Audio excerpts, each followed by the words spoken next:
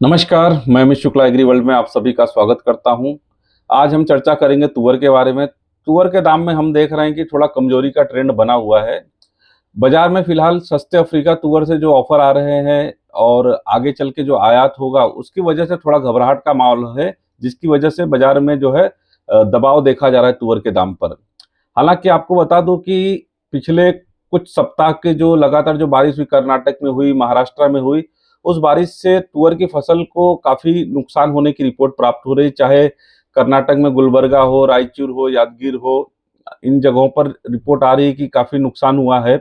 और हाल फिलहाल में पिछले एक हफ्ते 10 दिन में जो महाराष्ट्र के अलग अलग भागों में जो बारिश हुई है, चाहे नांदेड़ हो, जालना हो, यवतमाल हो, बीड, छत्रपति संभाजी नगर, लातूर, इन जगहों पर, हिंगोली, ये सारी जगहों पर तुअर की फसल को नुकसान की रिपोर्ट आ रही है। आपको बता दें, मराठवाड़ा में तुअर की बिजाई भी कुछ कम हुई है। कॉटन और कुछ अन्य फसलों पर थोड़ा डाइवर्ट हुए हैं। उधर नांदेड़ उंदेड़ में भी हल्दी की बुआई बढ़ी है और तुअर की बुआई कम हुई है। तो तुअर का जो भाव आज चल रहा है, इसमें हो सकता है टेम्पररी कुछ अभी हाल फिलहाल में हम गिरावट का कुछ देख ले।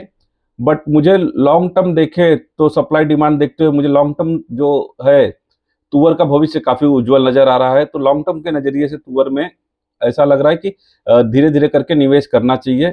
एग्री वर्ल्ड की तरफ से हालांकि मैं ये बोलूंगा कि हम कोई किसी तरीके के निवेश की सलाह नहीं दे रहे।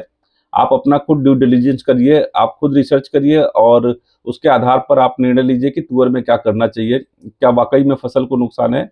और यदि आपके क्षेत्र में भी तुअर की फसल को कहीं कुछ नुकसान दिख रहा है, कितना परसेंट नुकसान दिख रहा है, बुआई की क्या स्थिति थी, आप कमेंट बॉक्स में लिखिए। उससे क्या होगा कि हमें जो ग्राउंड रिपोर्ट है आपकी पता चलेगी। हालांकि हम अपना खुद भी रिसर्च किए हैं और पता करने का पूरा प्रयास किया कि क्या वस्तु स्थिति है, क्योंकि अभी कई जिलों में क्या हो रहा है कि जो हाल फिलहाल की बारिश हुई है, पानी लगा हुआ है और अभी एग्जैक्ट पोजीशन नहीं पता चल पाएगा कि कितना नुकसान हुआ है। पर बट जब जब पानी निकलेगा तो उसके 10-15 दिन बाद मुझे लग रहा है कि नुकसान का आकलन लगेगा और नुकसान का एक आकलन जो आएगा ना, मुझे काफी सरप्राइजिंग लग रहा है कि वो आंकड़े आएंगे। क्योंकि मैं पिछले 4-5 साल से तुअर की जो सर्वे कर रहा हूँ और उसमें जो अनुभव के आधार पे मैं बता रहा हूँ कि मतलब ये इतनी बारिश तुअर की फसल के लिए अच्छी नहीं है। पानी ज्यादा देर तक लगता है तो तुअर को कई तरीके की जो है प्रॉब्लम आते हैं और ये आने वाले समय में हमें देखने मिलेगा।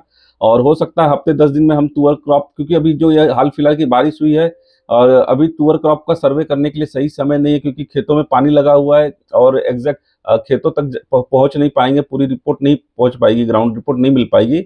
इसके लिए हम हफ्ते 10 दिन बाद प्लानिंग कर रहे हैं कि तुअर क्रॉप जाके एग्जैक्ट सिचुएशन हम जायजा लेने का प्रयास करेंगे और आप तक जो है सटीक रिपोर्ट पहुंचाएंगे कि तुअर की क्या स्थिति बन रही। बट आज की तारीख में तुअर की क्रॉप पिछले साल से निश्चित तौर पे कम रहेगी और जो अफ्रीका तुअर का सप्लाई डिमांड बन रहा है, जो प्रेशर है, ये 3-4 महीने का रहेगा, जो ज्यादा से ज्यादा रहेगा। लेकिन भविष्य जो है फिर उसके बाद देसी तुअर पे जो डिमांड शिफ्ट होगी जैसे जैसे।